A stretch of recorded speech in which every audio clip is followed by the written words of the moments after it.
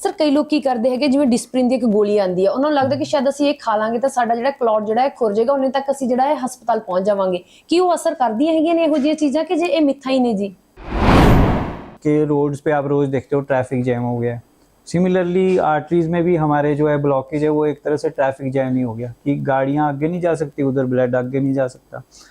तो उसमें दो हमारे पास टेक्निक हैं। एक तो है कि हम सड़क को चौड़ी कर दें, या फिर पुलिसमैन जो होते हैं वो लाइन में गाड़ियों को भेजते हैं तो जैम रिलीव हो जाता है। तो वो कार्डियोलॉजिस्ट का ये काम है, वो आपकी आर्टरी को बलून डाल के थोड़ा सा उसको फैला देंगे और उसके अंदर स्टेंट डाल देंगे ताकि ब्लड जाना शुरू हो जाए।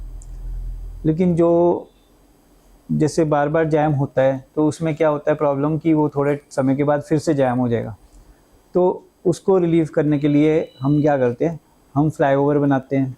तो फ्लाईओवर में होता है कि उसमें समय थोड़ा ज़्यादा लगता है, लेकिन जब वो बन जाता है फिर सारी गाड़ियाँ जो ऊपर से जा रही हैं वो तो आराम से जाती रहेंगी, और जो नीचे वाली रोड है उससे भी गाड़ियाँ जितनी जा सकती हैं वो जाती रहेंगी। हार्ट में भी हम ऐसे ही वो बना देते हैं ना बाईपास, तो उसमें ग्राफ्ट दूसरी जगह से लेके वो ब्लड को, सर्कुलेशन को हम वहाँ से डाइवर्ट कर देते हैं जहाँ पे ब्लॉकेज है उसके आगे।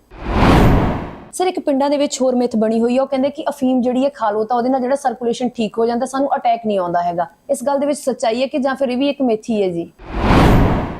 हार्ट अटैक और कार्डियक अरेस्ट में क्या फ़र्क है कि हार्ट अटैक होता है जिस समय आपकी नाली ब्लॉक है लेकिन हार्ट पंप कर रहा है, और अभी जो है इमरजेंसी सिचुएशन है, लेकिन आपका फर्स्ट आवर जो होता है वो गोल्डन आवर होता है। तो अगर पहले 1 घंटे में अगर आप उसको सही से मैनेज कर लोगे और नाली खोल देंगे तो हार्ट को कुछ भी डैमेज नहीं होएगा।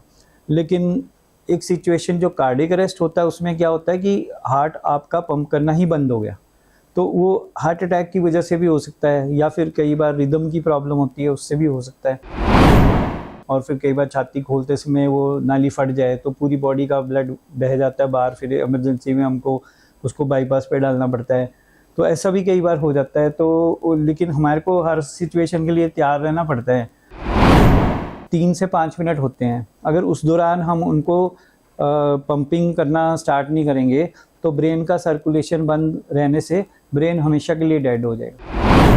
वो अगले दिन शादी चल रही थी और उधर वो पेशेंट कोलैप्स हो गए, और उनका फिर हम सीपीआर करना शुरू किया और वो रिवाइव नहीं हो रहे थे सीपीआर से। तो फिर हमको इमीडिएटली उनको ऑपरेशन थिएटर में ले जाके उनकी चेस्ट खोल के ओपन कार्डियक मसाज हम कहते हैं ना, जिसमें हार्ट वो खोल के, छाती खोल के हम हार्ट को अपने हाथ से ही पंपिंग करते हैं, वो करके फिर हमने उनको कार्डियोपल्मोनरी बाईपास मशीन पे डाल के उनका बाईपास कर दिया, और लकीली वो सरवाइव हो गए। तो उधर उनकी शादी चल रही थी, इधर उनका सीपीआर चल रहा था। पेट से भी हो सकती है, छाती में भी हो सकती है, बाजू में भी हो सकती है, जॉ में भी हो सकती है। कईयों को जैसे लेडीज़ को टिपिकल पेन होती नहीं, उनको हेडेक हो सकती है। जो ऑपरेशन थिएटर के अंदर जो माहौल होता है वो जैसे एक बॉर्डर पे जंग होती है उस तरह का माहौल होता है। और बहुत बार ऐसा होता है कि पेशेंट अपनी बीमारी के बारे में बहुत सारी चीज़ें छुपा भी लेते हैं और पूरी तरह से बताते नहीं, और फिर वो अंदर जाके हमको कई सरप्राइजेज़ भी मिलते हैं। पेशेंट इलाज के लिए हॉस्पिटल में आते हैं तो उनको ये लगता है कि जो भी वो वहाँ पे खर्चा हो रहा है वो सारा डॉक्टर को ही जा रहा है, लेकिन एक्चुअल में अगर देखा जाए तो जितने प्रोसीजर होते हैं उसमें से बहुत ही कम जो है डॉक्टर को फीस होती है, बाकी जो होता है हॉस्पिटल का खर्चा होता है सारा। लोगों को ऐसे भी लगता है कि डॉक्टर बहुत कमाते हैं, लेकिन ऐसा नहीं है। एक डॉक्टर की जो फीस है आज की डेट में, आप किसी प्लम्बर को उससे ज़्यादा पैसे दे देते हो एक छोटा सा काम करने के। ਸਾਰੇ ਦਰਸ਼ਕਾਂ ਦਾ ਮੈਂ ਦਮਨਪ੍ਰੀਤ ਕੌਰ ਸਵਾਗਤ ਕਰਦੀ ਹਾਂ। ਦਰਸ਼ਕੋ, ਡਾਕਟਰਾਂ ਨੂੰ ਲੈ ਕੇ ਜਿਹੜੇ ਵੱਖੋ ਵੱਖਰੇ ਤਬਕੇ ਵੱਖੋ ਵੱਖਰੀ ਰਾਏ ਰੱਖਦੇ ਆ। ਇੱਕ ਪੱਖ ਉਹ ਵੀ ਹੈ ਜੋ ਕਹਿੰਦੇ ਆ ਕਿ ਡਾਕਟਰ ਰੱਬ ਦਾ ਰੂਪ ਹੁੰਦੇ ਆ, ਤੇ ਦੂਜਾ ਪੱਖ ਇਹ ਕਹਿੰਦਾ ਹੈਗਾ ਆ ਕਿ ਡਾਕਟਰਾਂ ਦੇ ਨਾਮ ਤੋਂ ਸਾਨੂੰ ਡਰ ਲੱਗਦਾ ਆ। ਅੱਜ ਦੇ ਇਸ ਪ੍ਰੋਗਰਾਮ ਦੇ ਵਿੱਚ ਅਸੀਂ ਗੱਲਬਾਤ ਕਰਾਂਗੇ ਇੱਕ ਡਾਕਟਰ ਦੇ ਨਾਲ ਜੋ ਕਿ ਹਾਰਟ ਸਰਜਨ ਨੇ, ਤੇ ਜਿੱਥੇ ਅਸੀਂ ਉਹਨਾਂ ਦੇ ਜ਼ਿੰਦਗੀ ਦੇ ਸਫ਼ਰ ਬਾਰੇ ਜਾਣਾਂਗੇ, ਉਹਨਾਂ ਦੇ ਨਾਲ ਹੀ ਅਸੀਂ ਉਹਨਾਂ ਦੇ ਡਾਕਟਰੀ ਪੇਸ਼ੇ ਬਾਰੇ ਵੀ ਗੱਲਬਾਤ ਕਰਾਂਗੇ। ਦਰਸ਼ਕੋ, ਮੈਂ ਤੁਹਾਨੂੰ ਦੱਸ ਦਿਆਂ ਕਿ ਜਿਨ੍ਹਾਂ ਦੇ ਨਾਲ ਅਸੀਂ ਗੱਲਬਾਤ ਕਰਨ ਜਾ ਰਹੇ ਹਾਂ ਉਹ ਮੈਕਸ ਹਸਪੀਟਲ ਦੇ ਵਿੱਚ ਹਾਰਟ ਸਰਜਨ ਨੇ, ਤੇ ਉਹ ਜਿਹੜੇ ਸਾਡੇ ਨਾਲ ਗੱਲਬਾਤ ਹਿੰਦੀ ਦੇ ਵਿੱਚ ਕਰਨਗੇ ਕਿਉਂਕਿ ਉਹ ਹਿਮਾਚਲ ਤੋਂ ਬਿਲੋਂਗ ਕਰਦੇ ਆ। ਸਭ ਤੋਂ ਪਹਿਲਾਂ ਤੁਹਾਡਾ ਬਹੁਤ-ਬਹੁਤ ਸਵਾਗਤ ਹੈ ਜੀ। शुक्रिया, धन्यवाद, सत श्री अकाल। सारे दर्शकों को। मैं डॉक्टर दीपक पुरी हूँ, senior director cardiovascular and thoracic surgery max hospital Mohali. ਜੀ ਜਿਵੇਂ ਸਰ ਆਪਾਂ ਹਾਰਟ ਅਟੈਕ ਦੀ ਗੱਲ ਕਰੀਏ, ਜੇ ਕਿਸੇ ਨੂੰ ਹਾਰਟ ਅਟੈਕ ਆ ਰਿਹਾ ਹੈਗਾ ਆ ਹਨਾ ਤੇ ਘਰਦਿਆਂ ਨੂੰ ਪਤਾ ਲੱਗ ਗਿਆ ਕਿ ਇਹਨੂੰ ਹਾਰਟ ਅਟੈਕ ਆ ਰਿਹਾ ਆ, ਸਭ ਤੋਂ ਪਹਿਲਾਂ ਉਹ ਕੀ ਕਰਨ ਤਾਂ ਜੋ ਉਹਦੀ ਜਾਨ ਬਚਾਈ ਜਾ ਸਕੇ ਜੀ? सबसे पहले तो हमको ये जानना ज़रूरी है कि जो हार्ट अटैक के लोग सोचते हैं ना, टिपिकल सिम्टम की लेफ़्ट साइड में पेन होगी या कंधे में बाजू में पेन होगी, वो सबको नहीं होते। वो टिपिकल फैक्टर जो है, आधे लोगों को टिपिकल पेन होती नहीं है। या हम कहते हैं कि जो हमारी नाभि से ऊपर अगर कई बार जैसे जॉ में पेन हो गई, कभी जो है पेन बैक में रेडिएट हो रही है, तो कोई भी पेन है जो पेट से भी हो सकती है, छाती में भी हो सकती है, या बाजू में भी हो सकती है, जॉ में भी हो सकती है। कईयों को जैसे लेडीज़ को टिपिकल पेन होती नहीं, उनको हेडेक हो सकती है, या उनको ऐसा लगता है कि कमज़ोरी हो रही है, या ऐसे समझ में नहीं आता, धड़कन होती है या कुछ ऐसा अजीब सी फीलिंग होती है। लोग सोचते हैं कि शायद ये साइकियाट्रिक प्रॉब्लम है। और बहुत सारे लोग जो जैसे सोचते हैं कि ये जो मेनोपॉज के सिम्टम हैं उनसे कंफ्यूज कर लेते हैं। कई लोग एसिडिटी से कंफ्यूज कर लेते हैं। तो डायबिटिक पेशेंट को कई बार साइलेंट अटैक भी आ जाते हैं, तो उनको टिपिकल पेन हो सकता है बिल्कुल भी ना हो। कईयों को वॉमिटिंग होती है, ठंडा पसीना आ जाता है। तो इसलिए जो हार्ट अटैक के सिम्टम हैं वो कुछ भी हो सकते हैं। तो हमको ये नहीं सोचना चाहिए कि टिपिकल सिम्टम आएगा तभी हार्ट अटैक है। अगर कोई भी इस तरह के सिम्टम है और अगर वो जो है बहुत ही आपको छाती में ऐसी कंजेशन हो रही है, सांस फूल रहा है, या धड़कन तेज़ हो रही है, या आपको अनईजीनेस हो रही है, तो हमको टाइम नहीं वेस्ट करना चाहिए। बहुत सारे लोग सोचते हैं कि गैस की प्रॉब्लम है, वो डाइजीन ले लेते हैं, या उनको कोई ऐसे इंजेक्शन लगा देते हैं, पेन किलर लगा देते हैं। तो उससे जो क्रूशल टाइम वेस्ट होता है, उस दौरान जो पेशेंट की हालत ख़राब होती जाती है, और फिर जब वो हॉस्पिटल पहुंचते हैं कई बार वो कोलैप्स हो जाते हैं रास्ते में ही, या कई बार जो होते हैं वो हॉस्पिटल पहुंचने के बाद इतना डैमेज हो चुका होता है कि हार्ट की पंपिंग भी कमज़ोर हो जाती है। तो अभी इंडिया में जो है वो हार्ट फेलियर के ज़्यादातर पेशेंट जो होते हैं वो इसलिए होते हैं क्योंकि हार्ट अटैक के बाद वो टाइमली हॉस्पिटल नहीं पहुंचते। ਜੀ ਸਰ, ਕਈ ਲੋਕ ਕੀ ਕਰਦੇ ਹੈਗੇ, ਜਿਵੇਂ ਡਿਸਪ੍ਰਿਨ ਦੀ ਇੱਕ ਗੋਲੀ ਆਂਦੀ ਹੈ, ਉਹਨਾਂ ਨੂੰ ਲੱਗਦਾ ਕਿ ਸ਼ਾਇਦ ਅਸੀਂ ਇਹ ਖਾ ਲਾਂਗੇ ਤਾਂ ਸਾਡਾ ਜਿਹੜਾ ਕਲੌਟ ਜਿਹੜਾ ਹੈ ਖੁਰ ਜਾਏਗਾ, ਉਹਨੇ ਤੱਕ ਅਸੀਂ ਜਿਹੜਾ ਹੈ ਹਸਪਤਾਲ ਪਹੁੰਚ ਜਾਵਾਂਗੇ। ਕੀ ਉਹ ਅਸਰ ਕਰਦੀਆਂ ਹੈਗੀਆਂ ਨੇ ਇਹੋ ਜਿਹੀਆਂ ਚੀਜ਼ਾਂ, ਕਿ ਜੇ ਇਹ ਮਿੱਥਾ ਹੀ ਨੇ ਜੀ? जो अटैक, अगर आपको श्योर हो गया कि अटैक आ गया है, डिस्प्रिन से लोडिंग कर सकते हैं। और एक जो नाइट्रोग्लिसरीन की गोलियां आती हैं, सॉर्बिट्रेट की या एनजीजेड के नाम से आती हैं, वो जीभ के नीचे भी रख सकते हैं। तो उसको देने से थोड़ा बहुत ब्लड का सर्कुलेशन रिस्टोर हो सकता है और क्लॉट आगे बढ़ने से हम थोड़ा रोक सकते हैं। तो वो अगर आपके पास है अवेलेबल, अगर आप हार्ट के पेशेंट हैं तो आप अपने पास रख लीजिए। और अगर आपके पास नहीं है तो इमीडिएटली जो एम्बुलेंस आप कांटेक्ट करोगे तो उनके पास वो होती है, तो उसमें वो आपको जैसे ही आपके पास पहुंचेंगे वो पेशेंट को वो दवाई दे देंगे।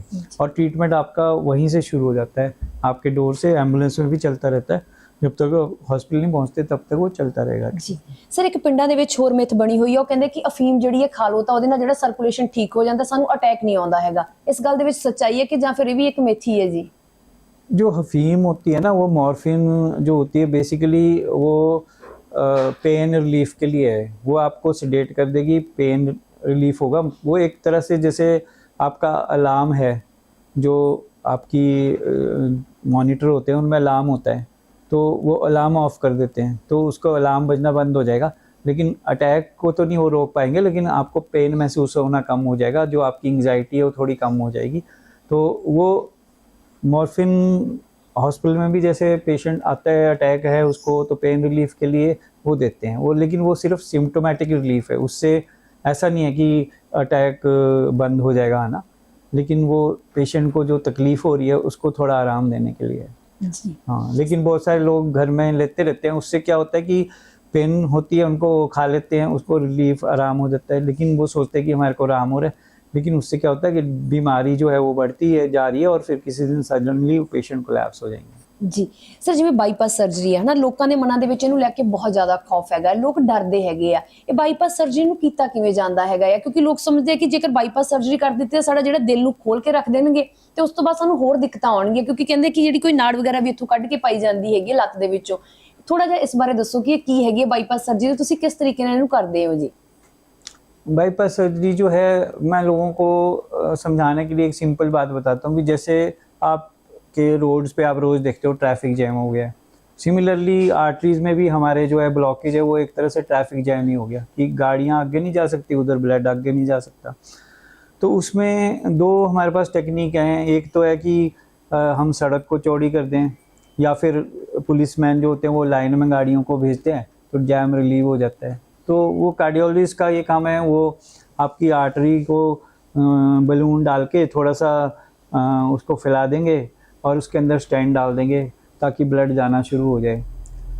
लेकिन जो जैसे बार बार जैम होता है तो उसमें क्या होता है प्रॉब्लम कि वो थोड़े समय के बाद फिर से जैम हो जाएगा। तो उसको रिलीव करने के लिए हम क्या करते हैं, हम फ्लाईओवर बनाते हैं। तो फ्लाईओवर में होता है कि उसमें समय थोड़ा ज़्यादा लगता है, लेकिन जब वो बन जाता है फिर सारी गाड़ियाँ जो ऊपर से जा रही हैं वो तो आराम से जाती रहेंगी, और जो नीचे वाली रोड है उससे भी गाड़ियाँ जितनी जा सकती हैं वो जाती रहेंगी। तो उससे क्या होता है कि दोबारा हार्ट में भी हम ऐसे ही वो बना देते हैं ना बाईपास, तो उसमें ग्राफ्ट दूसरी जगह से लेके वो ब्लड को, सर्कुलेशन को हम वहाँ से डाइवर्ट कर देते हैं जहाँ पे ब्लॉकेज है उसके आगे। तो उससे क्या होता है कि जैसे अगर कभी नीचे जो ओरिजिनल आर्टरी वो बंद हो जाए तो आपकी ऊपर वाली जो बाईपास की हुई है, ग्राफ्ट लगाया है, उसके थ्रू सर्कुलेशन जाता रहेगा। और अगर आपका बाई चांस कभी भगवान ना करे ग्राफ्ट में अगर कोई दिक्कत आ जाए तो नीचे से सर्कुलेशन आपका जाता रहेगा। तो एक तरह से दो रास्ते आपके बन जाते हैं। और उसकी वजह से जो है एक तो पेशेंट को लॉन्ग टर्म बेनिफिट ज़्यादा होता है, और दूसरा ये है कि उसको बार बार इंटरवेंशन की ज़रूरत कम पड़ती है कि बार बार जैसे एक स्टेंट डाला, फिर कुछ समय के बाद फिर ब्लॉक हुआ, फिर दोबारा कुछ किया। तो एक बार बाईपास करोगे तो ज़्यादातर वो लंबे समय तक उसको बेनिफिट रहता है। और जैसे सडनली डेथ होने की चांसेस भी कम हो जाते हैं कि जैसे स्टेंट में अगर ब्लॉकेज हो जाए तो आर्टरी सडनली अगर बंद हो जाए और आप टाइमली इंटरवेंशन ना करवा सको तो सडनली डेथ भी हो सकती है। लेकिन बाईपास में थोड़े वो चांसेस उसके कम हो जाते हैं। तो ओवरऑल अगर देखा जाए तो बाईपास एक सेफ प्रोसीजर है, और जो ग्राफ्ट हैं वो कई बार लेग से भी ले सकते हैं, अंदर छाती के अंदर जो हमारी इंटरनल थोरैसिक आर्टरीज होती हैं उसमें से भी ले सकते हैं, और रेडियल से भी लेते थे। तो आजकल एंडोस्कोपिक हार्वेस्टिंग ऑफ ग्राफ्ट्स भी है जिसमें कि हम दूरबीन के द्वारा वो ग्राफ्ट निकाल सकते हैं। तो डिफरेंट टेक्निक्स हैं। तो अभी कोई ऐसी सिचुएशन नहीं है। ज़्यादातर लोग जो हैं विद इन फ्यू वीक्स अपने काम पे, चाहे वो आर्मी में काम करते हैं, एयरफोर्स में करते हैं, वो वापस काम पे जा सकते हैं और अपनी हेल्दी लाइफ नॉर्मली जी सकते हैं।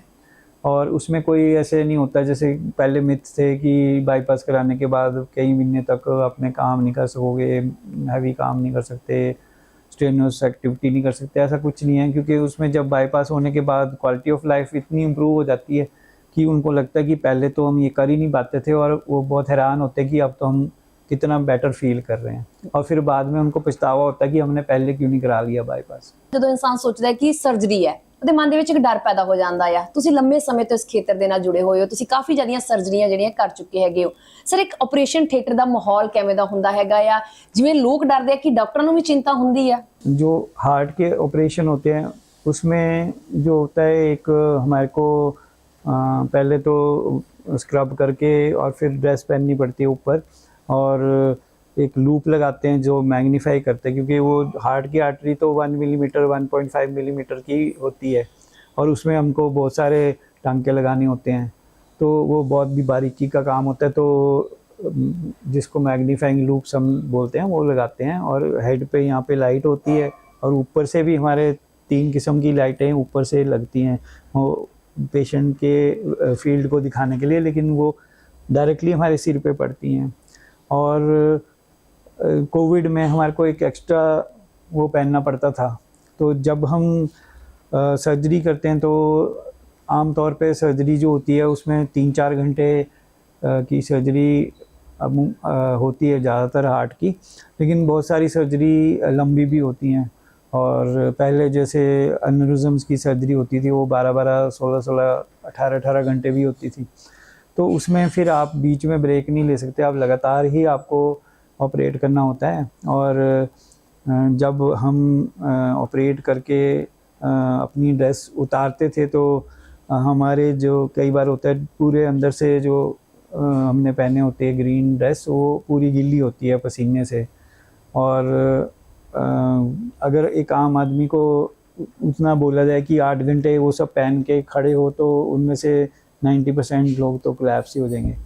और ये तो फिज़िकली हमारे ऊपर जो स्ट्रेस है वो समझना मुश्किल है। और दूसरी मेंटली जो होता है कि वो जब हम सर्जरी कर रहे होते हैं तो एवरी मिनट हमारे को बहुत ही अलर्ट रहना पड़ता है। सिचुएशन कभी हार्ट बीट की तरफ भी ध्यान होता है, हार्ट के ब्लड प्रेशर की तरफ भी, पेशेंट के सारे पैरामीटर, सैचुरेशन ऑक्सीजन की, और जो पेशेंट का ईसीजी है उसकी तरफ ध्यान होता है, पेशेंट का यूरिन आउटपुट ठीक आ रहा है कि नहीं उसके ऊपर ध्यान है, पेशेंट का ब्लड लॉस तो नहीं हो रहा उसके ऊपर ध्यान है।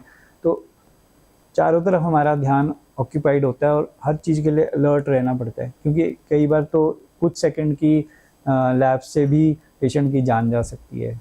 तो एक बहुत ही टाइट सिचुएशन होती है और ये बहुत ही हार्ड ट्रेनिंग के बाद और बहुत हार्ड वर्क करने के बाद ओवर द इयर्स जो होते हैं वो हमारे स्किल इतने रिफ़ाइन हो जाते हैं और हमारी जो अलर्टनेस इतनी रिफ़ाइन हो जाती है कि मुश्किल से मुश्किल ऑपरेशंस भी जो होते हैं वो सक्सेसफुली हम लोग कर पाते हैं जी। जो ऑपरेशन थिएटर के अंदर जो माहौल होता है वो जैसे एक बॉर्डर पे जंग होती है उस तरह का माहौल होता है।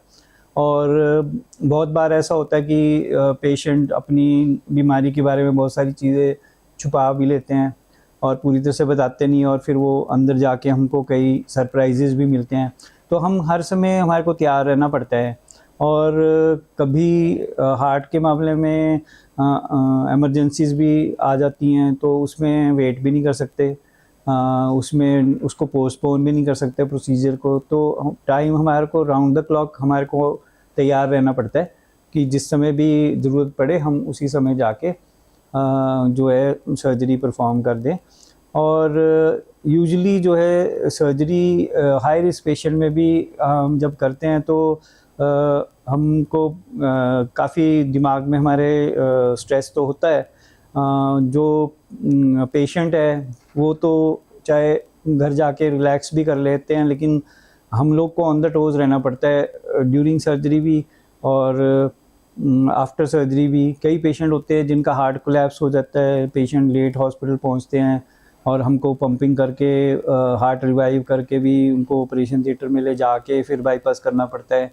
और over the period of time जो है हमारी सर्जिकल टेक्निक्स काफ़ी इम्प्रूव्ड हैं और पोस्ट ऑपरेटिव केयर काफ़ी इम्प्रूव्ड है। और ज़्यादातर पेशेंट जो नॉर्मल रिस्क है वो तो बिना किसी कॉम्प्लिकेशन के स्मूथली 2-3 दिन में चले जाते हैं। और जो ज़्यादा सिक पेशेंट होते हैं उनमें भी जो है ज़्यादातर पेशेंट ठीक होके ही चले जाते हैं। तो एक वो जो भय लोगों के दिल में है कि सर्जरी होगी तो पता नहीं क्या होगा या चीर फाड़ हो जाएगा, ये हो जाएगा, एक्चुअली ऐसा कुछ नहीं है। जो पेशेंट को एनेस्थीसिया देते हैं तो पेशेंट को मालूम भी नहीं पड़ता कि उनका क्या ऑपरेशन हुआ है, और जब एनेस्थीसिया के इफेक्ट से निकलते हैं तो काफ़ी स्मूथ रिकवरी होती है। तो अब पेशेंट्स को घबराने की कोई ऐसी बात नहीं है, जो सर्जरी है काफ़ी सेफ़ है। और हमको ये देखना चाहिए कि लॉन्ग टर्म बेनिफिट किस में ज़्यादा है। अगर पेशेंट की ज़िंदगी के 5 साल, 10 साल, 15 साल बढ़ रहे हैं और जो है पेशेंट की क्वालिटी ऑफ लाइफ भी इम्प्रूव हो रहा है, तो उस प्रोसीजर को रिकमेंड करना चाहिए रादर देन कि हम कोई ऐसा प्रोसीजर करें जिससे कि बाद में पेशेंट को बार बार हॉस्पिटल में दाखिल होना पड़े और बार बार उनको दोबारा प्रोसीजर करवाने पड़े, और जिससे कि उनकी जो आयु है वो भी घट जाए। जी। तो इसलिए जो एथिकली हमारे को जो सही एडवाइस है वही पेशेंट को देनी चाहिए। ਜੀ ਸਰ, ਜਿਵੇਂ ਤੁਸੀਂ ਦੱਸਿਆ ਕਿ ਕਈ ਵਾਰੀ ਪੇਸ਼ੈਂਟ ਜਿਹੜੇ ਹੈਗੇ ਉਹ ਆਪਣੀਆਂ ਚੀਜ਼ਾਂ ਨੂੰ ਲੁਕੋ ਲੈਂਦੇ ਹੈਗੇ ਆ, ਹਾਂਜੀ। ਤੁਹਾਨੂੰ ਜਦੋਂ ਤੁਸੀਂ ਸਰਜਰੀ ਕਰਦੇ ਹੋ ਉਦੋਂ ਪਤਾ ਲੱਗਦਾ ਹੈ। ਕਦੇ ਤੁਹਾਡੇ ਨਾਲ ਵੀ ਇਦਾਂ ਹੋਇਆ ਕਿ ਤੁਹਾਨੂੰ ਪੇਸ਼ੈਂਟ ਨੇ ਦੱਸਿਆ ਨਾ ਹੋਵੇ, ਜਦੋਂ ਸਰਜਰੀ ਕਰਨ ਲੱਗੇ ਹੋਵੇ ਤਾਂ ਕੁਝ ਹੋਰ ਹੀ ਨਿਕਲ ਆਇਆ ਹੋਵੇ ਜੀ? हाँ, ऐसा बड़ी बारी होता है। जैसे कई बार पेशेंट के पहले कोई और किसी चीज़ के लिए ट्रीटमेंट लिया होता है, कैंसर के लिए ट्रीटमेंट लिया होता है, कई बार छुपा देते हैं पेशेंट। कई बार पेशेंट ने कोई जोड़ों के दर्द के लिए इम्यूनोसप्रेसिव दवाइयाँ ली होती हैं, वो छुपा देते हैं, फिर पता नहीं लगता। बाद में जैसे कोई कॉम्प्लिकेशन होने लगती है, वो पता लगता है वो जो दवाई ली थी उसके साइड इफ़ेक्ट की वजह से हो रहा है, या पेशेंट को कोई और जैसे पार्किंसनिज्म के लिए या कोई ब्रेन की प्रॉब्लम के लिए ट्रीटमेंट लिया है लेकिन पेशेंट छुपा देते हैं। तो ऐसा बहुत बार होता है, लेकिन बाद में फिर इंटरोगेट करने पे हमको पता लगता है कि इसको ये प्रॉब्लम थी जिसकी वजह से ऐसी प्रॉब्लम आई है। कई बार पेशेंट की रेडियोथेरेपी मिली हो या कुछ हो, अंदर जो छाती के साथ जो हार्ट की बड़ी नालियाँ हैं वो चिपकी हों, और फिर कई बार छाती खोलते समय वो नाली फट जाए तो पूरी बॉडी का ब्लड बह जाता है बाहर, फिर इमरजेंसी में हमको उसको बाईपास पे डालना पड़ता है। तो ऐसा भी कई बार हो जाता है। तो लेकिन हमारे को हर सिचुएशन के लिए तैयार रहना पड़ता है जी, क्योंकि जो कहते हैं ना, soldier is always on duty. तो उस तरह से ऐसी सिचुएशन कभी भी कहीं पे भी आ जाए तो हम लोग मेंटली प्रिपेयर्ड रहते हैं। जैसे एक इंसिडेंस में मैं हवाई जहाज से आ रहा था तो वहाँ पे पेशेंट को कार्डियक अरेस्ट हो गया, तो उसके लिए भी हमारे को मेंटली प्रिपेयर्ड रहना पड़ता है कि उस समय कैसे रिवाइव करना, जहाँ पे कि उस सुविधा भी नहीं है हमारे पास। जी, लेकिन फिर भी हमको अपने अगर समय पे हम अपना मेंटल अलर्टनेस को यूज़ करेंगे तो वहाँ पे भी हम पेशेंट को रिवाइव कर सकते हैं। ਜੀ ਸਰ, ਜਿਵੇਂ ਤੁਸੀਂ ਦੱਸਿਆ ਕਿ ਤੁਸੀਂ ਹਵਾਈ ਜਹਾਜ਼ 'ਚ ਆ ਰਹੇ ਸੀ ਤੇ ਉੱਥੇ ਇੱਕ ਜਿਹੜਾ ਪੇਸ਼ੈਂਟ ਨੂੰ ਅਟੈਕ ਆ ਜਾਂਦਾ ਹੈਗਾ ਆ, ਫਿਰ ਤੁਸੀਂ ਉਹਨੂੰ ਕਿਵੇਂ ਬਚਾਇਆ ਸੀਗਾ? ਥੋੜਾ ਜਿਹਾ ਉਹਦੇ ਬਾਰੇ ਸਾਡੇ ਦਰਸ਼ਕਾਂ ਨੂੰ ਜ਼ਰੂਰ ਦੱਸੋ ਜੀ। हाँ, वो सिचुएशन पिछले साल आई थी जब मैं एक हमारी कार्डियोमर्जन की कॉन्फ्रेंस करके टोक्यो से वापस लौट रहा था। तो उस समय प्लेन में हमें कोई 1-1.5 घंटा हुआ था वहाँ से फ़्लाइट उड़ान भरने के बाद। तो उन्होंने अनाउंस किया कि एक पेशेंट सिक है, तो कोई अगर डॉक्टर हैं बोर्ड पे तो वो आके पेशेंट को देख लें। तो जब तक मैं पेशेंट को एकदम से रश करके गया वहाँ पे, तो पेशेंट जो है वो कोलैप्स हो रहे थे, और पेशेंट को जितना कोलैप्स होने से पहले बस इतना बता पाए कि मुझे यहाँ पे कुछ भारीपन महसूस हो रहा है। तो फिर वो जो एयर होस्टेस थी उन्होंने उनको एक वो एंटासिड की गोलियाँ दी। तो उसके बाद फिर उनको फिर रिलीफ नहीं हुआ, तो उन्होंने कुछ समय के बाद फिर से उनको एयर होस्टेस को बोला कि मुझे ऐसे फिर से हो रहा है भाई, मेरी तबीयत ठीक नहीं है। उन्होंने दोबारा उनको दे दी गोली, लेकिन फिर उसके बाद पेशेंट जब हालत ज़्यादा ख़राब होगी फिर उन्होंने अनाउंस किया।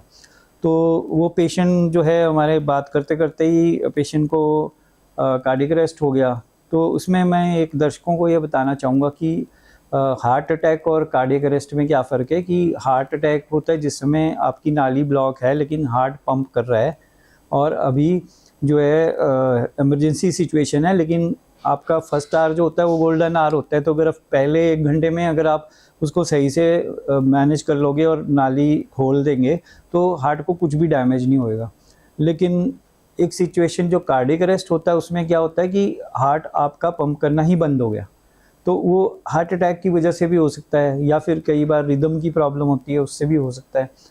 तो एक एरोप्लेन पे सडनली अगर ये सिचुएशन हो जाए तो, या कहीं पे भी हो जाए, तो हमारे पास सिर्फ 3 से 5 मिनट होते हैं। अगर उस दौरान हम उनको पंपिंग करना स्टार्ट नहीं करेंगे तो ब्रेन का सर्कुलेशन बंद रहने से ब्रेन हमेशा के लिए डेड हो जाएगा। तो उस सिचुएशन में फिर हमने तुरंत उसको जो है एयरक्राफ्ट के फ्लोर पे लिटा के पेशेंट को, और फिर पंपिंग आर्टिफिशियल जो हम करते हैं उसको शुरू किया। और उसके बाद जो है उनको जो भी वहाँ पे उनकी फैसिलिटी अवेलेबल थी वो हमने उनसे मंगवाई कि फर्स्ट एड की क्या आपके पास फैसिलिटी है। और उसके बाद फिर जब पेशेंट को हम रिवाइव करते रहे, और फिर हमने क्रू को बोला कि इनको कार्डियक अरेस्ट हुआ है और इनको तुरंत जो है किसी कार्डियक सेंटर में पहुंचाने की ज़रूरत है। तो जब तक पहुंचा नहीं पाएंगे तब तक हमको इनको कोशिश करना है कि इनके हार्ट का पंप करते रहें ताकि ब्रेन को सर्कुलेशन बना रहे। तो फिर उन्होंने कहा कि अभी हम समुंदर पे हैं और यहाँ से जो नियरेस्ट लैंड है वो या तो चाइना है, वहाँ के लिए 3 घंटे लगेंगे। और अगर मैंने उनको पूछा कि चाइना अगर हम जाएं तो क्या ये गारंटी है कि वो हम लोग की बात मान लेंगे और तुरंत ट्रीटमेंट दे देंगे, तो उन्होंने कहा कि वी आर नॉट श्योर। तो फिर मैंने उनको कहा कि आप इंडिया में कहाँ पे नियरेस्ट ले जा सकते हैं उनको, तो क्योंकि फ़्लाइट दिल्ली जा रही थी और दिल्ली जाने के लिए तो 8-9 घंटे लगने थे। और तो फिर उन्होंने कहा कि कैलकाटा जा सकते हैं, वहाँ पे 5 घंटे और लगेंगे। तो फिर हमने उनको बोला कि ये 5 घंटे हम अपनी तरफ से कोशिश करेंगे, आप फ़्लाइट डाइवर्ट करने के लिए जो भी कार्रवाई करनी है करो। फिर उन्हें बहुत सारे डॉक्यूमेंट्स पे मेरे साइन वाइन कराए और मैंने रिस्पॉन्सिबिलिटी ओन अप की कि जो ये इनको अटैक आया है तो मैं जिम्मेवारी लेता हूँ कि फ़्लाइट को हम डाइवर्ट कर रहे हैं।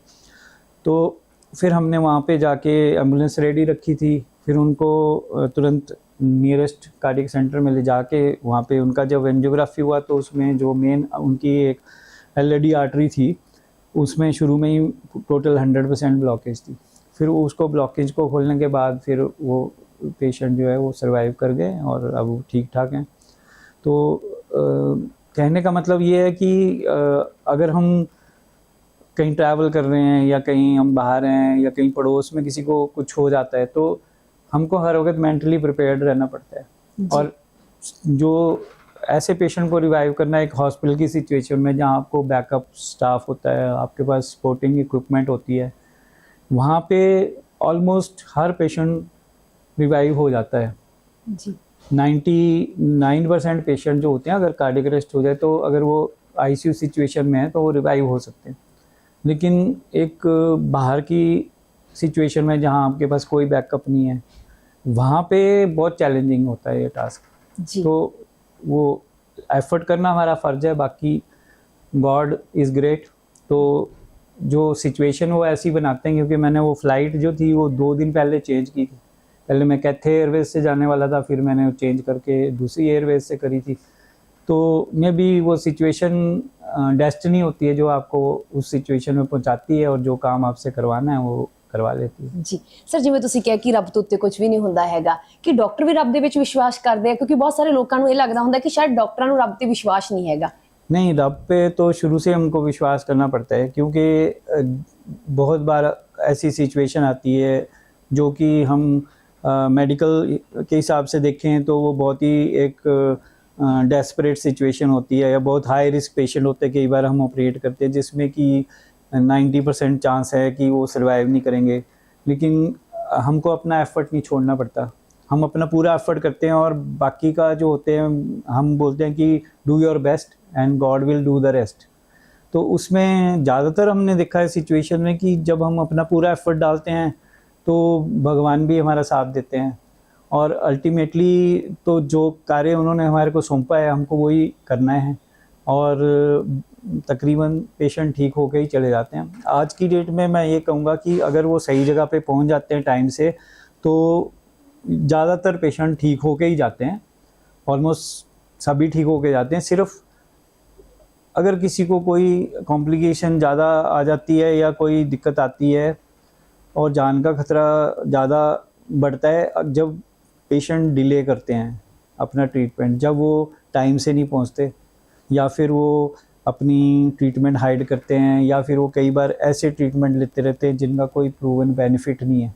ਸਰ ਜਿਵੇਂ ਤੁਸੀਂ ਦੱਸਿਆ ਕਿ ਕਈ ਵਾਰੀ ਪੇਸ਼ੈਂਟ ਜਿਹੜੇ ਇਗਨੋਰ ਕਰ ਦਿੰਦੇ ਹੈਗੇ, ਕਦੀ ਤੁਹਾਡੇ ਨਾਲ ਵੀ ਐਵੇਂ ਹੋਇਆ ਕਿ ਤੁਸੀਂ ਕਿਸੇ ਪੇਸ਼ੈਂਟ ਨੂੰ ਕਿਹਾ ਹੋਵੇ ਕਿ ਤੁਹਾਨੂੰ ਇਹ ਸਮੱਸਿਆ ਹੈਗੀ, ਤੁਹਾਨੂੰ ਇਹ ਇਲਾਜ ਕਰਾਉਣਾ ਚਾਹੀਦਾ ਆ, ਤੇ ਪੇਸ਼ੈਂਟ ਨੂੰ ਇਹ ਚੀਜ਼ ਨੂੰ ਨਾ ਮੰਨਿਆ ਹੋਵੇ ਤੇ ਉਸ ਤੋਂ ਬਾਅਦ ਜਿਹੜਾ ਉਹਨੂੰ ਅੱਗੇ ਜਾ ਕੇ ਕਾਫੀ ਦਿੱਕਤਾਂ ਦਾ ਸਾਹਮਣਾ ਕਰਨਾ ਪਿਆ ਹੋਵੇ ਜਾਂ ਉਹਨੂੰ ਕੋਈ ਦਿੱਕਤ ਆਈ ਹੋਵੇ ਅੱਗੇ ਜਾ ਕੇ? जी हाँ, ऐसा बहुत बार आता है और रिसेंटली ये बहुत बार आने लगा है, क्योंकि चारों तरफ तरह तरह के विचार फ्लोट करते रहते हैं। इंडिया में हर बंदा एडवाइस करता है, चाहे वो उस चीज़ का एक्सपर्ट है या नहीं।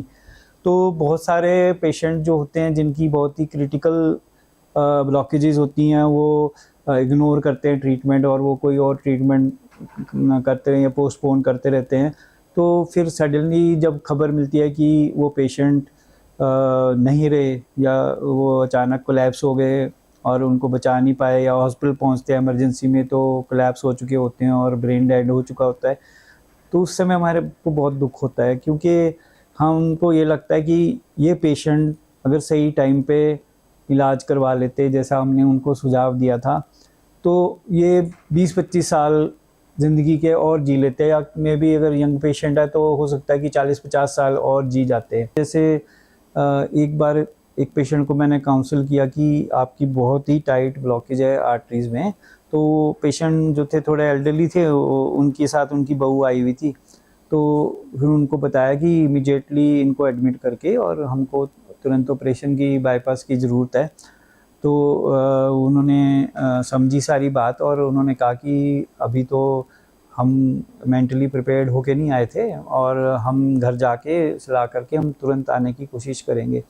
और फिर वो जो बहू है उनको ड्राइव करके गाड़ी में जा रही थी वापस, तो वहीं हॉस्पिटल से 1.5 किलोमीटर पे जब वो एक राउंड अबाउट पे पहुँचे तो सडनली वो जो है बैठे बैठे ही वो कोलैप्स हो गए, ससुर जी उनके साथ जो बैठे थे।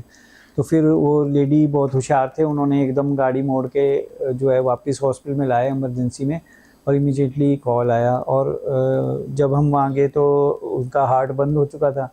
फिर हमने उनको सीपीआर करके रिवाइव किया, लेकिन अनफॉर्चुनेटली जो उनको वहाँ से गाड़ी मोड़ के लाने में और पार्क करके पेशेंट को हॉस्पिटल के इमरजेंसी में पहुँचाने में जो है तकरीबन 10-12 मिनट का टाइम लग गया। तो उस दौरान जो है वो पेशेंट ब्रेन डेड हो गए। तो हालांकि उनका हार्ट हमने रिवाइव कर दिया, लेकिन फिर भी वो क्योंकि ब्रेन डेड हो गए थे तो फिर उसका कोई फ़ायदा नहीं है।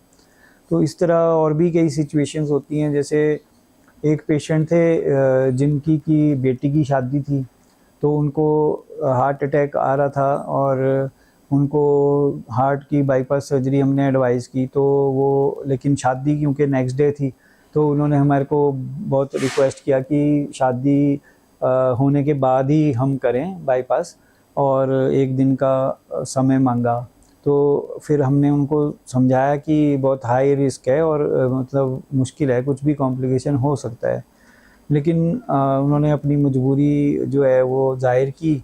तो फिर उन्होंने कहा कि पेशेंट हॉस्पिटल में ही आईसीयू में रहेंगे और जो फैमिली है वो जाके बेटी की शादी करके फिर वापस आ जाएंगे, उसके बाद हम उनका बाईपास करेंगे।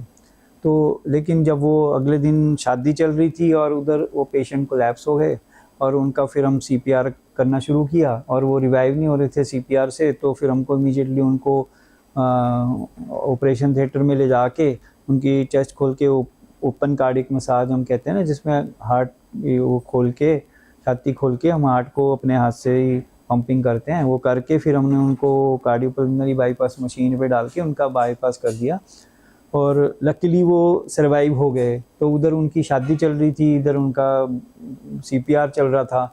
वो एक बहुत ही हमारे लिए भी स्ट्रेसफुल सिचुएशन थी, लेकिन हम उनको रिलेटिव को इन्फॉर्म भी नहीं कर सकते कि ऐसा हो गया, और वो फिर हमारे को ही सारा वो रिस्पॉन्सिबिलिटी बेयर करना पड़ा।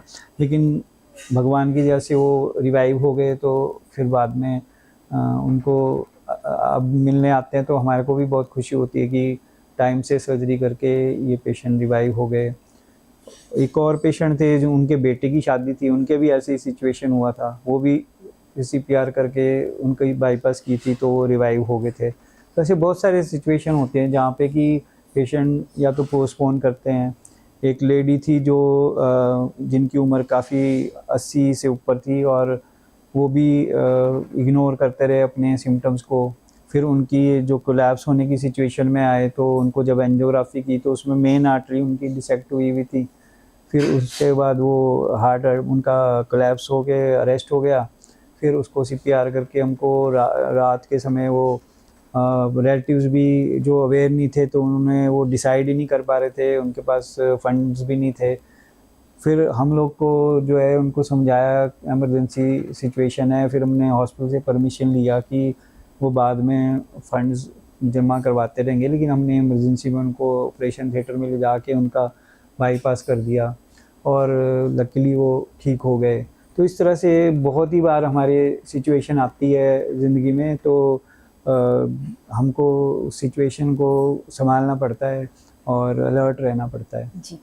लेकिन हार्ट के मामले में जो है नेग्लिजेंस नहीं करना चाहिए, क्योंकि कई बार जो होता है आपने देखा है कि इंसान बैठे बैठे ही ढेर हो जाता है, और कोई ऐसी वार्निंग नहीं होती कि बस जैसे कैंसर से लोग डरते हैं, क्योंकि कैंसर में जो होता है वो एक स्टेज के बाद दूसरी में जैसे जैसे आता है तो उसकी तकलीफ़ें बढ़ती हैं, उनकी पेन बढ़ जाएगी, उनकी हालत ख़राब हो जाएगी, वेट लॉस हो जाएगा, तो वो स्ट्रगल कर कर के डेथ होती है।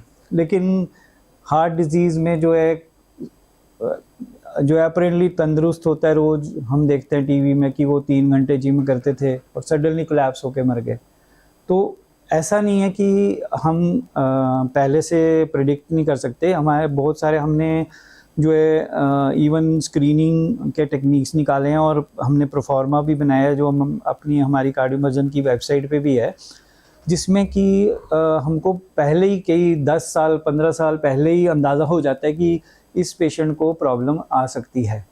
तो वो जो प्रिडिक्टर होते हैं, रिस्क फैक्टर्स होते हैं, उनकी स्क्रीनिंग होती है, उनकी हिस्ट्री होती है, कितनी फिजिकल एक्टिविटी करते हैं, डाइटरी पैटर्न कैसा है, हेरिडिटरी उनको रिस्क क्या हैं, वो सारे मिला के हम पेशेंट को पहले से ही उसको हम ये अवेयर करवा सकते हैं कि अगर आप अपने ये रिस्क फैक्टर कंट्रोल कर लो तो आपको ऐसी सिचुएशन नहीं आएगी और आप उससे बच सकेंगे। लेकिन ज़्यादातर लोग उसको सीरियसली नहीं ले रहे हैं अभी, और लोग सोचते हैं कि जब हम ठीक ठाक हैं तो हम क्यों डॉक्टर की एडवाइस लें। और ज़्यादातर लोगों का कंसेप्ट है कि डॉक्टर के पास तभी जाते हैं जब वो ज़्यादा सिचुएशन ख़राब हो जाए, लेकिन अगर जब वो अपरेंटली हेल्दी होते हैं उस टाइम पे वो डॉक्टर की एडवाइस फॉलो करना पसंद नहीं करते ਜੀ और रिस्क फैक्टर को भी कंट्रोल करना पसंद नहीं करते। ਜੀ ਸਰ, ਜਦੋਂ ਤੁਹਾਡੇ ਕੋਲ ਕੋਈ ਪੇਸ਼ੈਂਟ ਆਂਦਾ ਹੈ ਤੁਸੀਂ ਉਹਦਾ ਇਲਾਜ ਕਰਦੇ ਹੋ, ਉਹਦੇ ਨਾਲ ਨਾਲ ਵਿਲ ਪਾਵਰ ਜਿਹੜੀ ਹੈ ਉਹ ਕਿੰਨਾ ਕੁ ਮੈਟਰ ਕਰਦੀ ਹੈਗੀ ਹੈ ਜੀ? व्हील पावर बहुत मैटर करती है। उसके मैं आपको एग्जांपल दूंगा। एक यंग पेशेंट था, उसके जो है एक्सीडेंट हो गया था उसका, और उसकी ट्रॉली उसके ऊपर से, ट्रैक्टर ट्रॉली उसके ऊपर से चली गई थी। उसके पसलियाँ जो हैं वो पूरी क्रश हो गई थी दोनों तरफ से, और उसका जो ये मांस फट के जो है हार्ट बाहर दिख रहा था, और लंग्स भी फट गए थे, और दोनों तरफ लंग्स में इंजरी थी। और हमारे पास वो आए वेंटिलेटर पे, और उनकी जो है ट्रेकियोस्टमी करनी पड़ी थी, और उनके दोनों तरफ चेस्ट ट्यूब डली हुई थी जिसमें से हवा लगातार लीक हो रही थी। तो उनका हमने फिर साथ में उनको स्ट्रोक भी आया था, एक साइड पैरालाइज भी हो गया था उनको। तो फिर उनका हमने वीडियो असिस्टेड सर्जरी किया, और वीडियो असिस्टेड सर्जरी के बाद जो है वो उनके लंग्स को रिपेयर कर दिया, और उनके जो अंदर ब्लड इकट्ठा था वो सारा हमने बाहर निकाल दिया। उनका हीमोग्लोबिन भी बहुत ड्रॉप हुआ था, तो वो सारा ब्लड ट्रांसफ्यूजन वगैरह देके तो सर्जरी सक्सेसफुल हो गई। लेकिन उसके बाद जो, क्योंकि वो पैरालाइज थे और वो पेशेंट जो है उसको इससे वेंटिलेटर से वीन ऑफ करने में भी दिक्कत आ रही थी, और पेशेंट को जैसे आगे उनको फिजियोथेरेपी वगैरह करा रहे थे तो उसका बहुत प्रोग्रेस कुछ दिख नहीं रहा था। तो फिर उस समय पे हमने पेशेंट को, बाकी जैसे सब जो टीम थी वो काफ़ी डीमोरलाइज फील कर रही थी कि पेशेंट जो है ये बच नहीं पाएंगे, लेकिन फिर हमने उनको मोटिवेट किया, और वो फिर हमके रिलेटिव से पता लगा कि पेशेंट की एंगेजमेंट होने वाली है। तो फिर हमने पेशेंट को जो है वो हमारी बात समझ सकते थे लेकिन वो बोल नहीं पा रहे थे, तो हमने फिर पेशेंट को समझाया बातों बातों में कि देखो तुम्हारी एंगेजमेंट है 2 महीने के बाद, तो उससे पहले तुमको उठ के चल के जाना है। और फिर हमने उनको मूवमेंट कराने के लिए ये इनकरेज किया कि देखो ये गुलाब का फूल है, ये आपने अपनी फियांसी को देना है, तो आप इसको पकड़ो और उसको कैसे दोगे ये हमको करके दिखाओ। तो इस तरह से हमने उनको मोटिवेट कर करके फिर कुछ उनको वीडियोस दिखाए, कुछ हमने मोटिवेटिंग अपने वीडियोस दिखाए, और कुछ उनको इनकरेज करके खुद लेके उनको वॉकिंग स्टार्ट करवाई, और फिर उनको धीरे धीरे जैसे वो कॉरिडोर में वॉक करने लगे, फिर उनको हॉस्पिटल के गेट तक बाहर ले जाके वहाँ पे गार्डन में ले जाना शुरू किया। और शुरू में जो थे हमारे फिजियोथेरेपिस्ट को काफ़ी दिक्कत आ रही थी उनको कराने के लिए थेरेपी, लेकिन खुद खड़े होके हमने उनको इनकरेज कर करके और खुद भी पेशेंट को इनकरेज कर करके उनको काफ़ी मेहनत किया, और फिर वो पेशेंट काफ़ी रिकवर हो गए। और उसके बाद जब वो घर चले गए ठीक होके, उनकी ट्रेकोस्टमी भी निकल गई, और जब वो 2 महीने के बाद आए हमारे से मिलने, और तब उनकी मतलब एंगेजमेंट भी हो गई थी, और मैरिज के बाद भी फिर वो वाइफ को लेके मिलने आए। तो एक बहुत ही अच्छा खुशी महसूस हुई कि हमने इन पेशेंट को किस हालत में देखा था, और अब ये पेशेंट को देख के कह ही नहीं सकता कि इनको कोई प्रॉब्लम हुई थी। ਜੀ ਜਿਵੇਂ ਅਸੀਂ ਕਹਿ ਸਕਦੇ ਹਾਂ ਕਿ ਵਿਲ ਪਾਵਰ ਜਿਹੜੀ ਹੈ ਬਹੁਤ ਜ਼ਿਆਦਾ ਮੈਟਰ ਕਰਦੀ ਹੈਗੀ, ਜੇਕਰ ਇਨਸਾਨ 'ਚ ਵਿਲ ਪਾਵਰ ਹੋਏਗੀ ਤਾਂ ਉਹ ਠੀਕ ਹੋ ਸਕਦਾ ਹੈ ਜੀ। विल पावर भी क्रिएट करनी पड़ती है, क्योंकि वो अगर हम ये सोचें कि इंसान में विल पावर नहीं है तो फिर तो गिव अप कर देते हैं, बहुत सारे लोग गिव अप कर देते हैं कि अब ये नहीं ठीक हो सकते। लेकिन विल पावर को क्रिएट करना पड़ता है और उसको इनकरेज करना पड़ता है, उसमें भी बहुत मेहनत लगता है जी। और वो ग्रेजुअली होती है, अब सडनली ओवरनाइट नहीं होती, तो उसमें स्टेप बाय स्टेप करना पड़ता है। और मतलब लोग ऐसे सोचते हैं कि जैसे सर्जन है हम तो बस सर्जरी करके काम ख़त्म हो जाता है, ऐसा नहीं होता। बाद में पोस्ट ऑपरेटिव में भी आपको पेशेंट को मेंटली भी इनकरेज करना पड़ता है, फिज़िकली भी उनके साथ मेहनत करनी पड़ती है। और फॉलोअप में अगर हम रेगुलरली जैसे मेहनत करते हैं, पेशेंट के रिस्क फैक्टर्स कंट्रोल करते रहते हैं, उनका कोलेस्ट्रॉल देख लिया, वेट तो नहीं बढ़ रहा है, उनका वेस्ट सरकमफ्रेंस तो नहीं बढ़ रहा है, और उनका डाइटरी पैटर्न ठीक है कि नहीं, तो अगर हम हर पेशेंट के साथ मेहनत करते हैं उसका रिज़ल्ट हमारे सामने है कि हमारे तकरीबन ज़्यादातर पेशेंट जो हैं वो इवन 20-20, 25-25 साल के बाद भी आते हैं हमारे पास फॉलोअप में जब ठीक ठाक, तो फिर हमारे को खुशी होती है। अदरवाइज़ हम बहुत सारे देखते हैं जो इंटरनेशनल वो गाइडलाइंस बोलती हैं कि जो हार्ट फेलियर के पेशेंट हैं उनका 5 ईयर सर्वाइवल बहुत कम होता है, और इंडियंस का जो हार्ट फेलियर के पेशेंट हैं उनका मतलब 40% पेशेंट भी 5 साल सर्वाइव नहीं करते। लेकिन जो हम देखते हैं कि जो पेशेंट जो 15%, 20% पंपिंग के साथ पूरे फेलियर में आए थे और बाईपास करने के बाद रेगुलर फॉलोअप में आ रहे हैं, और उनको अगर सही दवाइयाँ भी प्रॉपरली मिल रही हैं, उनका लाइफस्टाइल भी अच्छे से कंट्रोल्ड है, तो वो 20-20 साल तक ठीक रह रहे हैं। तो वहाँ पे हमको खुशी होती है कि जो हम मेहनत कर रहे हैं उसका ਰਿਜ਼ਲਟ ਹਮਾਰੇ ਸਾਹਮਣੇ ਹੈ। ਜੀ ਸਰ, ਜਿਵੇਂ ਕਿ ਮੈਂ ਤੁਹਾਨੂੰ ਸ਼ੁਰੂ ਦੇ ਵਿੱਚ ਹੀ ਗੱਲ ਕੀਤੀ ਸੀ, ਡਾਕਟਰਾਂ ਨੂੰ ਰੱਬ ਦਾ ਰੂਪ ਮੰਨਿਆ ਜਾਂਦਾ ਹੈ ਹਨਾ, ਲੋਕਾਂ ਨੂੰ ਡਾਕਟਰਾਂ ਦੇ ਉੱਤੇ ਬਹੁਤ ਵਿਸ਼ਵਾਸ ਸੀਗਾ, ਪਰ ਮੌਜੂਦਾ ਸਮੇਂ ਦੇ ਵਿੱਚ ਕਿਤੇ ਨਾ ਕਿਤੇ ਨਾ ਲੋਕਾਂ ਦਾ ਵਿਸ਼ਵਾਸ ਘਟਦਾ ਜਾ ਰਿਹਾ ਆ। ਉਹਨਾਂ ਨੂੰ ਲੱਗਦਾ ਕਿ ਕਈ ਵਾਰੀ ਸਾਨੂੰ ਸਹੀ ਤਰੀਕੇ ਨਾਲ ਜਿਹੜਾ ਇਲਾਜ ਨਹੀਂ ਕੀਤਾ ਜਾਂਦਾ ਤੇ ਬਹੁਤ ਸਾਰੀਆਂ ਚੀਜ਼ਾਂ ਨੂੰ ਜਾਣਬੁੱਝ ਕੇ ਕਰ ਦਿੱਤਾ ਜਾਂਦਾ ਆ। ਤੁਸੀਂ ਕੀ ਕਹਿਣਾ ਚਾਹੁੰਦੇ ਹੋ ਜੀ? ऐसा है कि जो डॉक्टर की एक्चुअल लाइफ होती है उसके बारे में लोगों को जानकारी नहीं होती। लोगों को जो बाहर से इमेज दिखती है उनको लगता है कि जो हॉस्पिटल में जाते हैं तो वो हर चीज़ के लिए डॉक्टर को ही जिम्मेवार समझते हैं, लेकिन एक्चुअल में जो डॉक्टर की जो प्रोफेशन है वो एक तरह से एक सर्विस है, ये एक प्रोफेशन नहीं है। इसमें जो है जितनी मेहनत लगती है एक डॉक्टर बनने के लिए उसका कोई हिसाब नहीं है। कितनी पढ़ाई करनी पड़ती है, दिन रात जागना पड़ता है। जब लोग एंजॉय कर रहे होते हैं अपने यंग एज में, तब वो दिन रात पढ़ रहे होते हैं, और कंपटीशन इतना हैवी है। 20 लाख लोग कंपटीशन में बैठते हैं तो उसमें कुछ हज़ार लोग जो हैं वो डॉक्टरी में सिलेक्ट होते हैं, और गवर्नमेंट की जो सीट्स हैं वो तो बहुत कम है। प्राइवेट में जो हर कोई अफोर्ड नहीं कर सकता उतना फ़ीस। तो उसके बाद फिर 5 साल की कड़ी मेहनत है दिन रात की, उसके बाद फिर इंटर्नशिप है, फिर उसके बाद दोबारा जो स्पेशलाइजेशन के लिए फिर से जो है पूरी देश में कंपटीशन है।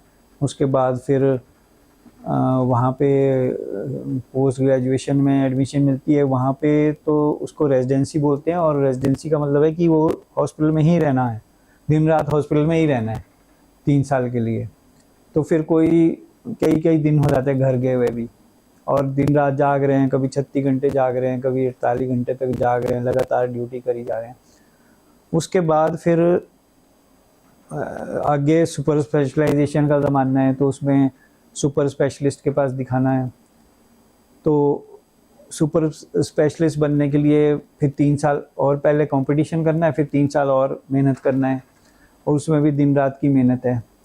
उसके बाद फिर आपका एक्चुअल करियर शुरू होता है। तो जब तक उस सिचुएशन तक पहुंचते पहुंचते आधी से ज़्यादा ज़िंदगी निकल चुकी होती है। उसके बाद फिर एक डॉक्टर को एक अच्छा हॉस्पिटल चाहिए, उसको ओपीडी चाहिए, उसको ऑपरेशन थिएटर चाहिए, उसको आईसीयू चाहिए, उसको ट्रेन टीम चाहिए, स्टाफ चाहिए, उसको औजार कई किस्म के चाहिए, उसको दवाइयाँ अच्छी चाहिए। लेकिन वो सब डॉक्टर के हाथ में नहीं है, उसको किसी ना किसी हॉस्पिटल के ऊपर डिपेंड करना पड़ता है। और जब पेशेंट इलाज के लिए हॉस्पिटल में आते हैं तो उनको ये लगता है कि जो भी वो वहाँ पे खर्चा हो रहा है वो सारा डॉक्टर को ही जा रहा है। लेकिन एक्चुअल में अगर देखा जाए तो जितने प्रोसीजर होते हैं उसमें से बहुत ही कम जो है डॉक्टर को फीस होती है, बाकी जो होता है हॉस्पिटल का खर्चा होता है सारा। तो उसमें हॉस्पिटल के स्टाफ का खर्चा होगा, हॉस्पिटल की दवाइयों का खर्चा होगा, हॉस्पिटल के इक्विपमेंट का खर्चा होगा, और रूम रेंट होगा, खाने का खर्चा होगा, टैक्स लगता है उसके ऊपर गवर्नमेंट का। तो वो सारे खर्चे जो है वो सारे सोचते हैं कि डॉक्टर को ही जा रहा है।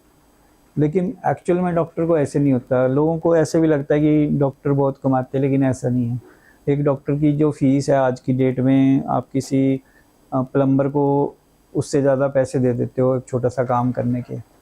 लेकिन जो डॉक्टर को एक्चुअल में डॉक्टर की कमाई है वो है जो उसकी गुडविल है, जो लोगों को ठीक करके जो उसको मेंटल सेटिस्फेक्शन मिलती है और हैप्पीनेस मिलती है, उसको वो उसकी वजह से ही सारी ज़िंदगी इतनी मेहनत करता है।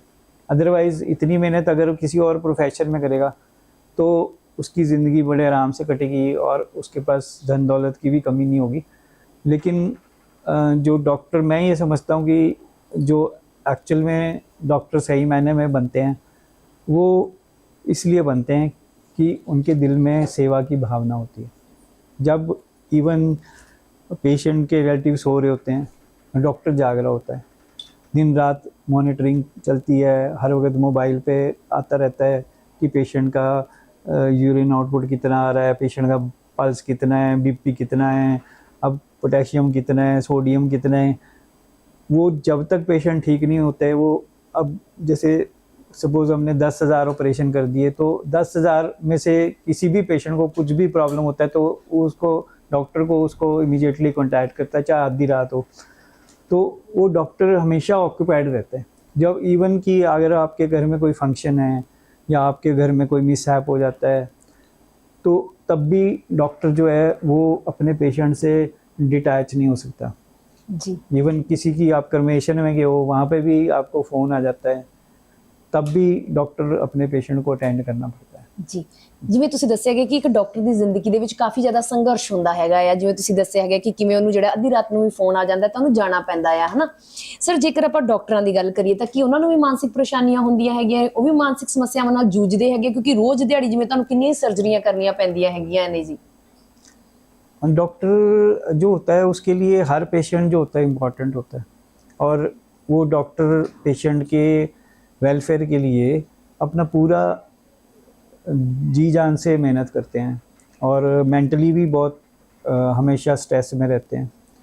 तो उसकी वजह से जो है अब बहुत सारे ये एविडेंस आए हैं कि जो डॉक्टर की लाइफ स्पैन है वो एक एवरेज आदमी से तकरीबन 10 साल कम होती है, क्योंकि जो स्ट्रेस वो लेते हैं हर पेशेंट के लिए, उसकी वजह से उनका अपना ब्लड प्रेशर बढ़ने का, डायबिटीज़ होने का, हार्ट अटैक होने का रिस्क बढ़ जाता है, और बहुत सारी बीमारियां होने का रिस्क भी। कुछ फिर प्रोफेशनल हैज़र्ड भी होते हैं जिसकी वजह से डॉक्टर्स को हेल्थ प्रॉब्लम्स आ सकती हैं। और जैसे कोरोना के दौरान बहुत सारे हमारे डॉक्टर फ्रेंड्स की डेथ हुई और उनको कुछ भी कॉम्पनसेशन भी नहीं मिल सका कहीं से भी। तो डॉक्टर्स के लिए एक्चुअली अनफॉर्चुनेटली मैं ये कहूँगा कि जैसे आर्मी में सोल्जर्स के लिए होता है कि उनको फ्री राशन मिलता है, उनको जो है कोई अगर शहीद हो जाए तो उनको 10 बेनिफिट मिलते हैं, लेकिन डॉक्टर्स को ऐसा कोई सुविधा नहीं है जी। लेकिन फिर भी डॉक्टर जो हैं वो निष्काम सर्व कर रहे हैं, और मैक्सिमम जो डॉक्टर हैं वो इसलिए काम करते हैं कि उनको दिल में सेवा की भावना। ਜੀ ਸਰ, ਜਿਵੇਂ ਤੁਸੀਂ ਦੱਸਿਆ ਗਿਆ ਕਿ ਹਰ ਇੱਕ ਡਾਕਟਰ ਦੀ ਜ਼ਿੰਦਗੀ ਦੇ ਵਿੱਚ ਕੁਝ ਸੰਘਰਸ਼ ਹੁੰਦਾ ਹੈ ਨਾ, ਕਿੰਨਾ ਲੰਮਾ ਸਮਾਂ ਜਿਹੜਾ ਪੜ੍ਹਾਈ ਕਰਦਾ ਹੈ, ਉਸ ਤੋਂ ਬਾਅਦ ਜਿਹੜਾ ਹੈ ਕਿਤੇ ਜਾ ਕੇ ਉਹਨੂੰ ਇੱਕ ਨੌਕਰੀ ਚੰਗੀ ਮਿਲਦੀ ਹੈਗੀ ਹੈ, ਜਾਨੀ ਕਿ ਉਹਨਾਂ ਦੀ ਜ਼ਿੰਦਗੀ ਦੇ ਵਿੱਚ ਇੱਕ ਸੰਘਰਸ਼ ਹੁੰਦਾ ਹੈ। ਤੁਹਾਡੀ ਜ਼ਿੰਦਗੀ ਦੇ ਵਿੱਚ ਵੀ ਕੋਈ ਸੰਘਰਸ਼ ਰਿਹਾ ਹੈ ਜੀ? हाँ, संघर्ष तो हमारी ज़िंदगी में शुरू से ही रहा है, जी, क्योंकि बिना संघर्ष के कोई चीज़ अचीव नहीं होती है। जो हम देखते हैं एक आइसबर्ग होता है, जैसे उसका एक टिप दिखता है समुंदर में, लेकिन जो उसके नीचे पूरा आइसबर्ग है वो किसी को नहीं दिखता। तो एक डॉक्टर को एक लेवल तक पहुंचने के लिए कितना संघर्ष करना पड़ा, कितनी पढ़ाई करनी पड़ी, कितनी सैक्रिफाइस करनी पड़ी। जब उनके घर वाले बीमार हों तब भी वो मतलब उनको अटेंड करने का टाइम नहीं मिलता, उनको अपने प्रोफेशन से रिलीफ नहीं मिलता है। और जब उनके घर में कोई किसी की डेथ हो जाए तब भी उनको अपने पेशेंट को अटेंड करना पड़ता है। तो इस तरह से बहुत सारी ऐसी सिचुएशंस हैं जो डॉक्टर्स की लाइफ में आती है। जी, कोई टिप्स ਜਿਹੜੀਆਂ ਸਾਡੇ ਦਰਸ਼ਕਾਂ ਨੂੰ ਜ਼ਰੂਰ ਦਿਓ ਕਿ ਉਹ ਆਪਣੇ ਹਾਰਟ ਨੂੰ ਜਿਹੜਾ ਹੈ ਤੰਦਰੁਸਤ ਰੱਖ ਸਕਣ ਜੀ? अपने हार्ट को तंदुरुस्त रखने के लिए सबसे पहले तो मैं ये बोलूँगा कि सबसे पहले अपने जो है रिस्क फैक्टर आइडेंटिफाई करवाओ कि आपको हेरिडिटरी रिस्क फैक्टर क्या क्या हैं और आपको लाइफस्टाइल में क्या रिस्क फैक्टर हैं। उसके बाद आप उनको कंट्रोल करने की पहले से ही कोशिश करेंगे तो आपकी जो डिज़ीज़ की प्रोग्रेशन होएगी नहीं ज़्यादा, और अगर होगी भी तो उसको स्लो डाउन आप कर सकोगे। और दूसरी बात यह है कि हमको अपनी थोड़ा डाइट पे कंट्रोल रखना ज़रूरी है, क्योंकि हमको उतना ही खाना चाहिए जितना हमारे को ज़िंदा रहने के लिए ज़रूरी है। जो उससे एक्सेस में हम खाते हैं उसकी वजह से हमारे बहुत सारे डिज़ीज़ पैदा होती है शरीर में। और फिज़िकल एक्टिविटी हमारे को खूब करना चाहिए। फिज़िकल एक्टिविटी ना करने की वजह से बहुत सारी बीमारियां आजकल जो जिनको लाइफस्टाइल डिजीज़ बोलते हैं वो हो रही हैं। इसके अलावा जैसे स्मोकिंग है वो आजकल सबसे बड़ा मौत का कारण बन रहा है। फिर अल्कोहल है, जो अल्कोहल अब्यूज़ करते हैं वो भी एक मौत का बड़ा कारण है। मोटापा मौत का एक बहुत बड़ा कारण बन चुका है। स्ट्रेस मौत का एक बड़ा कारण बन चुका है। स्ट्रेस की वजह से बहुत सारी हमारी ज़िंदगी में बीमारियां पैदा होती हैं। डायबिटीज़ का रिस्क बढ़ जाता है, ब्लड प्रेशर का रिस्क बढ़ जाता है, हार्ट अटैक का रिस्क बढ़ जाता है। और दूसरा जो नया आजकल देखने में आ रहा है कि लोग अपने रिलेशनशिप्स में जो है बहुत ही स्ट्रेस लेते हैं और उनके यूजुअली जो है लॉन्ग लास्टिंग नहीं होते रिलेशनशिप्स। और रिलेशनशिप्स जो होते हैं एक घर वालों के साथ रिलेशनशिप होता है, एक अपने कोलीग्स के साथ होता है, एक अपने फ्रेंड्स के साथ, अपनी फैमिली के साथ, और जो अपने स्पाउस के साथ, वो सारे रिलेशनशिप्स इम्पॉर्टेंट हैं। तो कई लोग होते हैं वो निभा नहीं पाते रिलेशनशिप्स और वो आइसोलेटेड रहते हैं, तो उन लोगों को भी हार्ट अटैक होने का रिस्क ज़्यादा होता है जी। और बहुत सारे जो ये लाइफस्टाइल डिजीज़ें इंटर रिलेटेड हैं। जैसे किसी को हार्ट डिजीज़ हो जाए तो उसको कैंसर होने का रिस्क ज़्यादा होता है, उसको डायबिटीज़ होने का रिस्क ज़्यादा होता है, उसको हाई ब्लड प्रेशर होने का रिस्क ज़्यादा होता है, उसको स्ट्रोक होने का रिस्क ज़्यादा होता है। और सिमिलरली जिसको डायबिटीज़ हो जाए उसको ये सारी और बीमारियां होने का रिस्क ज़्यादा होता है। तो ये सारे इंटर रिलेटेड हैं।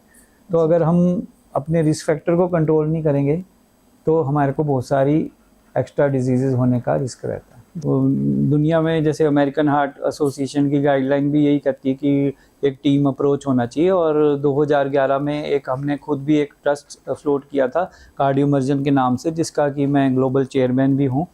और उसमें भी हम यही प्रमोट करते हैं कि जो हार्ट के पेशेंट हैं उनका ट्रीटमेंट जो है वो टीम अप्रोच के साथ होना चाहिए, इंटीग्रेटेड अप्रोच होना चाहिए और कॉम्प्रिहेंसिव मैनेजमेंट देना चाहिए, जिसमें कि केवल सर्जरी ही नहीं बताना है, उनको प्रिवेंशन से शुरू करना है। प्रिवेंशन प्राइमोर्डियल होती है जब रिस्क फैक्टर नहीं आए हैं, और जब रिस्क फैक्टर आ गए हैं तो फिर प्राइमरी प्रिवेंशन होती है। उसके बाद अर्ली डायग्नोसिस होता है, और जो पहले ट्रीटमेंट होता है उसमें हम अनकन्वेंशनल मेथड्स को भी जो उनका सूटेबल स्थान है वो देते हैं, जैसे कि योगा हो गया, जैसे म्यूज़िक थेरेपी है, और जैसे फिज़िकल एक्टिविटी है, डाइट कंट्रोल है।